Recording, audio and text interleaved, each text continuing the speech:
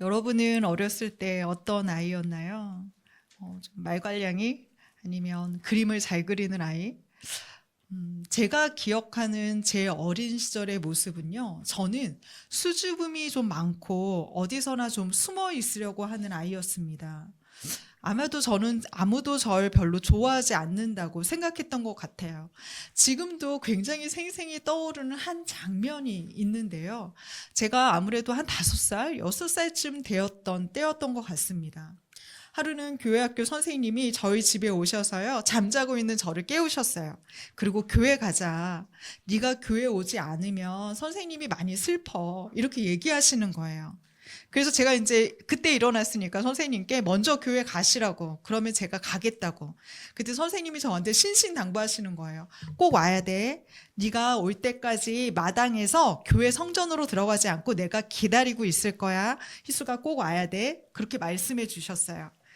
그래서 제가 세수를 하고 그 긴 거리를 걸어갔는데요. 지금 생각해도 그날이 굉장히 추웠던 것 같아요. 그래서 제가 망토를 이렇게 쓰고 갔는데 되게 길고 추운 교회길이다 이렇게 생각하며 걸었던 것 같습니다. 그런데요, 갔더니 정말 선생님이 성전 안으로 들어가 계시지 않고요. 그 추운데 마당에서 저를 기다리고 계신 거예요. 그럼 보통 아이들은 어떻게 했을까요? 막 달려가서 선생님 저 왔어요. 이렇게 인사를 해야 되는데요.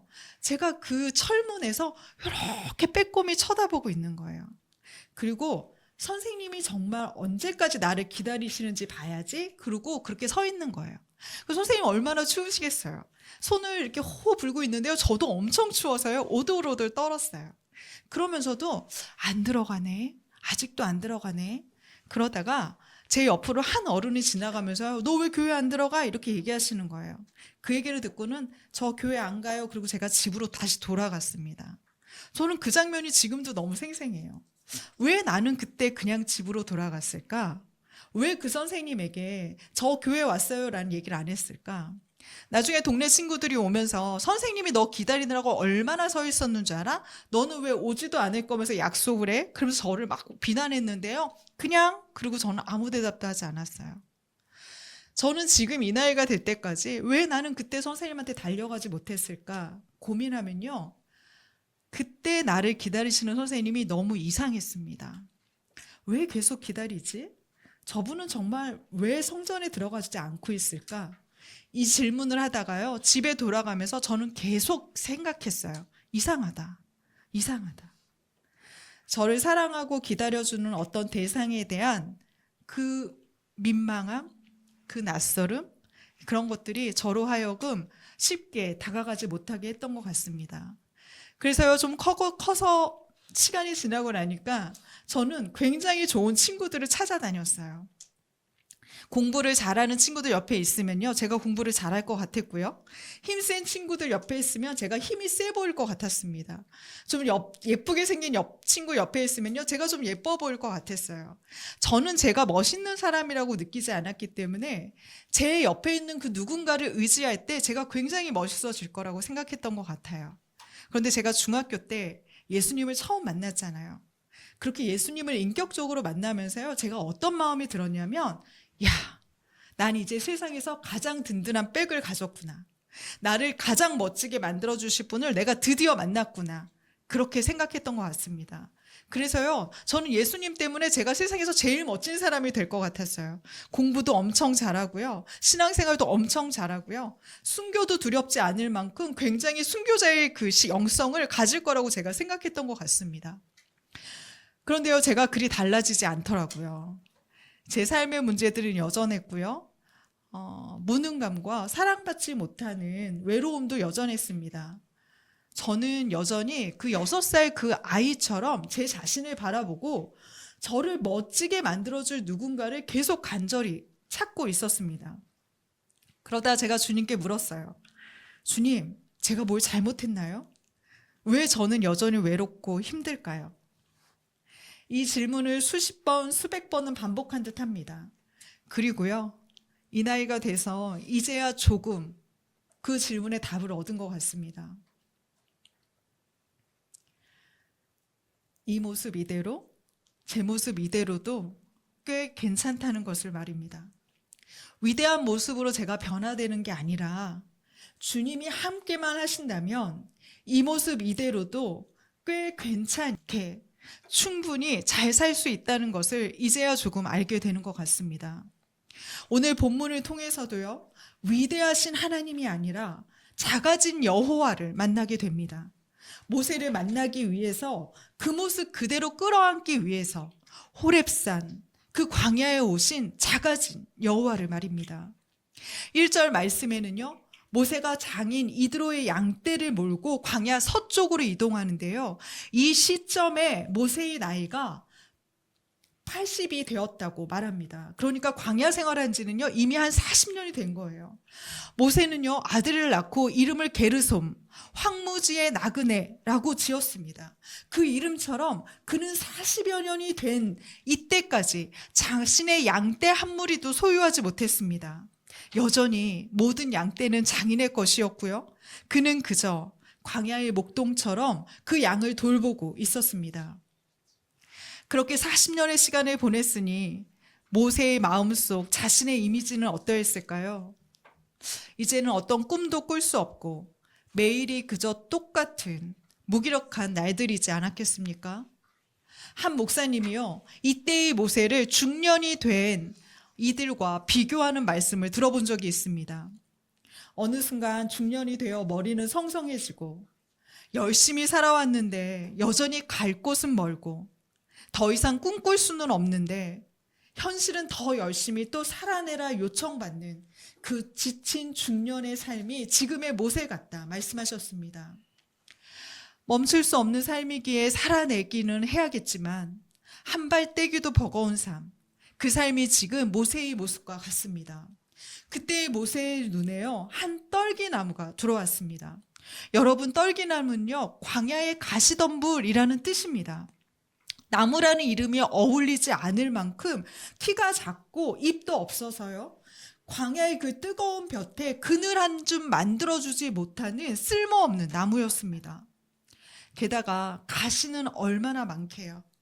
그나마 추운 밤을 데울 불쏘시개용 장작거리로 이 떨기나무를 사용했는데요, 자칫 손을 잘못대면 많은 사람들이 손을 다치기 일쑤였습니다. 정말 다루기 쉽지 않은 관목류였어요. 그래서요, 나그네에게조차 미움받는 나무가 바로 이 광야의 떨기나무였습니다. 이 나무가 얼마나 여리고 약한지요, 건기가 지속되면 바람결에 이렇게 가지가 서로 날리다가 부딪히기도 하잖아요. 그럼 그 부딪힘 때문에 서로 불꽃이 튀어서요, 그냥 스스로 호로록 타버리는 식물이 바로 이 떨기나무랍니다. 당시 광야에는요, 지친 목동과 나그네에게 그늘을 만들어주는 에셀나무, 또 큰 그늘을 만들어주는 시띠나무도 있었습니다.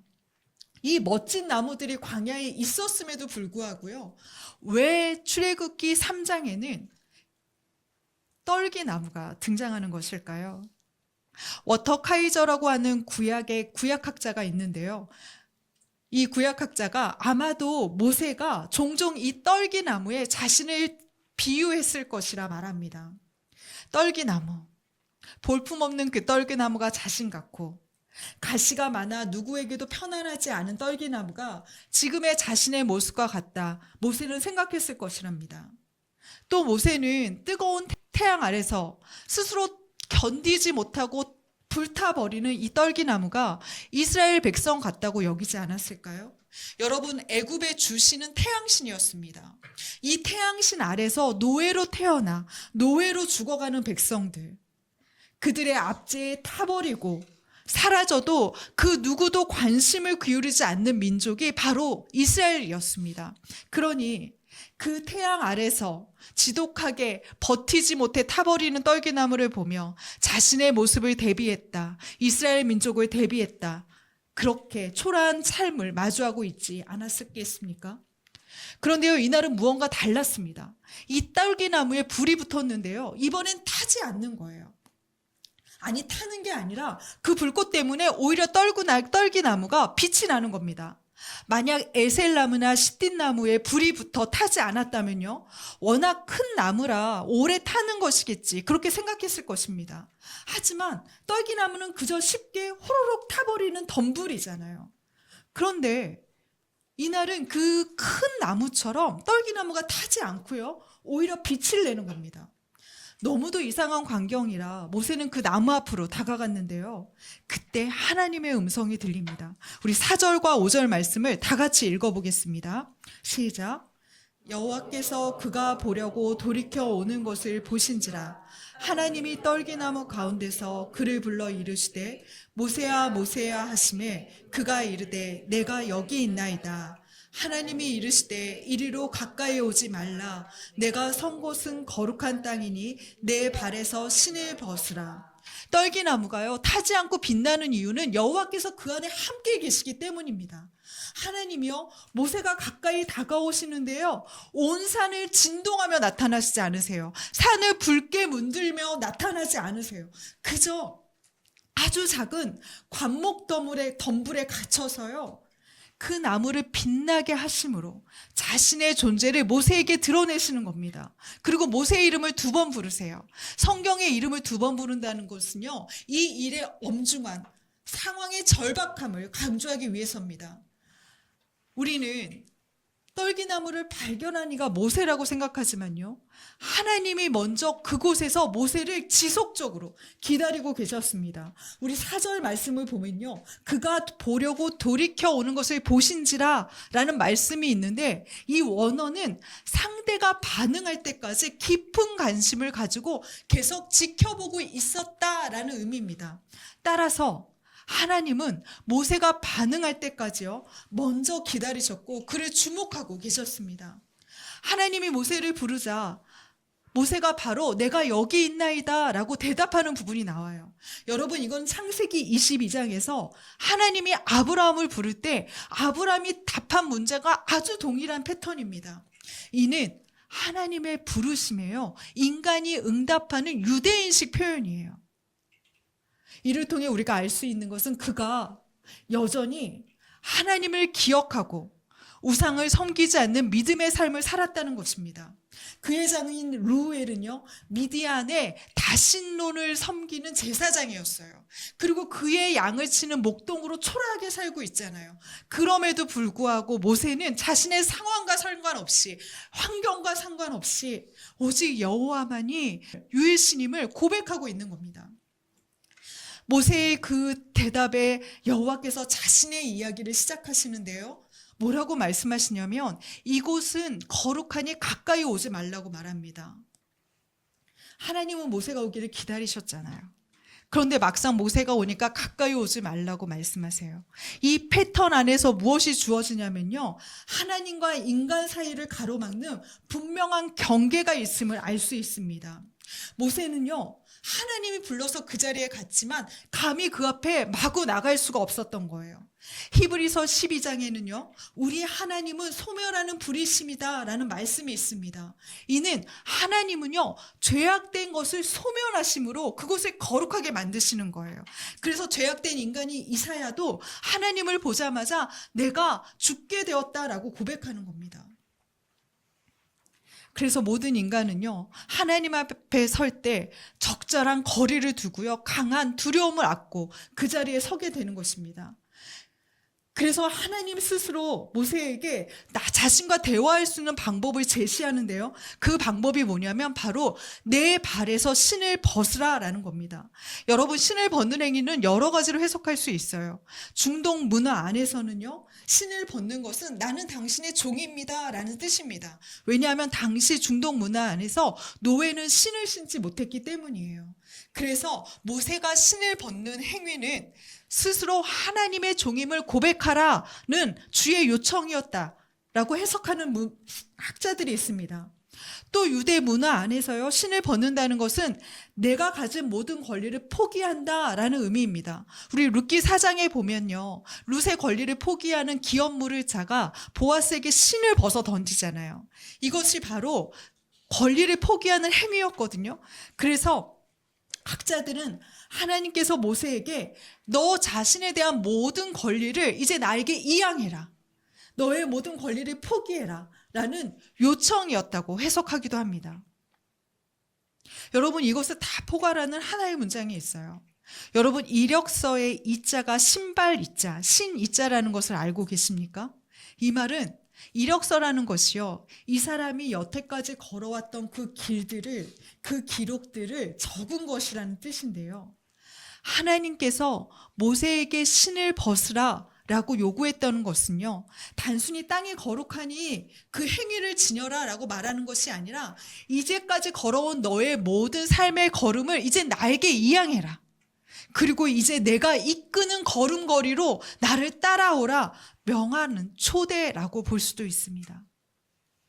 그러면서 하나님 자신을 모세에게 소개하시는데요. 나는 내 조상의 하나님, 아브라함의 하나님, 이삭의 하나님, 야곱의 하나님이다 라고 말씀하십니다. 무슨 뜻인가요?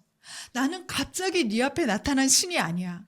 나는 네가 보지도 못한 너의 조상들과 언약을 맺고 그것을 이루어온 여호와야 라고 자신을 소개하는 거예요. 나는 그 언약을 지금도 이루고 있고 이제 그 언약의 다음 장을 너와 함께 이루겠다 라고 말씀하시는 것입니다. 여러분, 이 언약은 출애굽기 2장에서 모세가 실패했잖아요. 잃어버리고 저버린 꿈이잖아요. 그런데 하나님은 나는 실패한 적이 없다. 나는 그 언약을 포기한 적이 없다. 그리고 이제 너와 다시 이룰 거야 라고 말씀하고 계신 거예요. 여호와께서요, 이 언약의 중심에 이제부터, 내가 오늘부터 너와 함께 서겠다 라고 말씀하시는 이유가요, 7절과 8절 말씀에 나오는데요. 우리 새한글 성경으로 7절과 8절 말씀을 읽어보겠습니다. 시작. 여호와께서 말씀하셨다. 이집트에 있는 내 백성의 괴로움을 내가 똑똑히 보았다. 이집트 노동 감독관들 때문에 그들이 울부짖는 소리를 내가 들었다. 그들의 아픔을 내가 알고 있다. 그래서 내가 그들을 이집트 사람들에게서 빼내어 주려고 내려왔다. 여러분, 이게 하나님이 지금 모세에게 나타난 이유라고 말씀하시는 거예요. 출애굽기 2장 23절에는요, 백성들의 슬픔을 나타내는 두 동사가 등장합니다. 바로 그들이 탄식했다, 그들이 부르짖었다라는 동사예요. 그런데 이 두 동사에 반응하는 하나님의 동사는 4개입니다. 내가 그것을 똑똑히 보았다. 내가 그들의 소리를 들었다. 내가 그들의 아픔을 안다. 그래서 내가 내려왔다. 여러분, 하나님이 자신의 백성이 우는 그 소리 때문에 역사의 중심으로 내려오셨답니다. 그리고 그들이 부르짖는 그 자리에 내려와서요, 보고, 듣고, 공감하고 함께 거하겠다 말씀하시는 겁니다. 여러분, 이 말씀의 감격은 무엇인가요? 하나님이요, 그 크신 분이 이 땅에 오신다는 겁니다.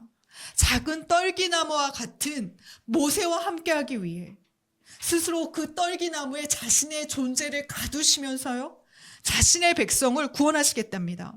본문 2절에 등장하는 여호와의 사자가요, 본문 4절에는 여호와로 표현되고 있어요. 신학자들은 이 분이 여호와와는 구분되는 사자이지만 여호와는 같은 본성을 갖고 계신 성자 하나님이라고 말씀합니다. 예수님이요, 가시떨기 나무에 임해서 자신의 백성을 구원하기로 결심했다는 것입니다. 이게 바로 임마누엘입니다. 과연 어느 신이 이렇게 자신의 백성을 사랑하신단 말입니까? 오늘은 성자 예수님이 이 땅에 내려오심을 기념하는 대림절 첫 번째 주일입니다. 우리는 작은 육신에 갇힌 예수님을 묵상하고 있습니다. 그분은요, 떨기나무 같은 우리 인생에 찾아오셔서요, 우리를 구원하십니다. 떨기나무를 빛나게 해주세요. 가난한 목수의 아들이 되심으로 우리 모든 가난한 자들을 부끄럽지 않게 해주셨습니다. 병든 자, 귀신 들린 자, 창녀, 세리에게 다가와서 너도 아브라함의 자손이야 라고 직접 보여주셨습니다. 히브리 노예의 구원자가 되시기 위해서 떨기나무에 오신 예수님이요, 이제 온 백성의 구원자가 되시기 위해서 이 땅에 작은 아기로 오셨습니다. 모세는 예수님의 거룩하심에 감히 닿지 못했지만요, 이제 우리는 예수님이 이 땅에 육신을 입고 오심으로 그분을 보고 느끼고 안을 수 있는 존재가 되었습니다. 그리고는 우리 안에 동일하게 하나님의 영, 성령을 보내주셔서요, 우리도 예수님처럼 위대한 일을 할 수 있는 자로 초대해 주셨습니다. 우리 모두가 예수님을 그저 의존만 하는 자가 아니라 작은 예수로 이 땅에 살게 하십니다. 이것이야말로 육체와 영혼을 모두를 구원하신 예수님의 선물 아니겠습니까? 저는요, 제가 예수님을 의지하면 에셀나무, 십딘나무처럼 멋진 존재로 변화될 줄 알았습니다. 작은 불꽃 정도는 튕겨보내고 뜨거운 태양 아래서도, 그 거친 광야에서도 넉넉한 그늘을 들이우는 멋진 나무가 될 줄 알았습니다. 그런데요, 예수님은 저를 멋진 나무로, 저를 다른 나무로 만드시는 분이 아니셨습니다. 떨기나무 같은 제 삶에 찾아오셔서요, 떨기나무도 괜찮아. 넌 이제 불에 타지 않는 떨기나무야. 그렇게 말씀하시면서요, 저를 그 모습 그대로 빛나게 하시는 분이라는 것을 이제야 알게 되었습니다.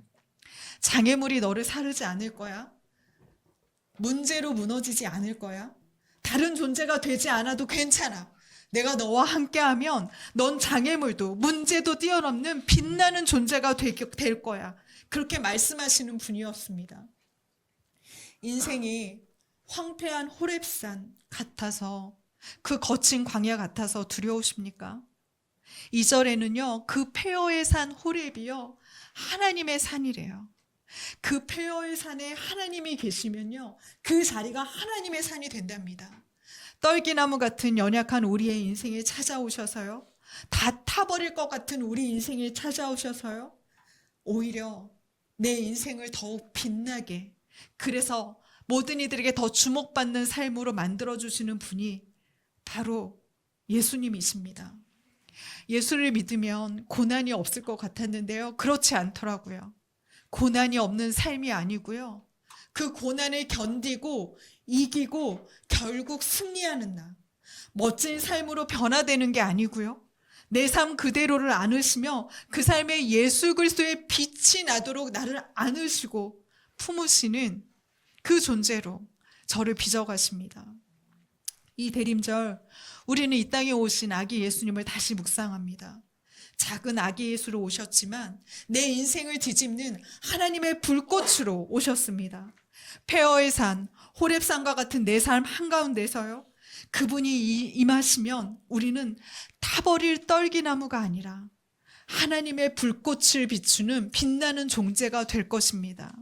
오늘 그 아기 예수님을 찬양하면서요, 나를 있는 그대로 안으시는 그 주님을 노래하면 어떨까요?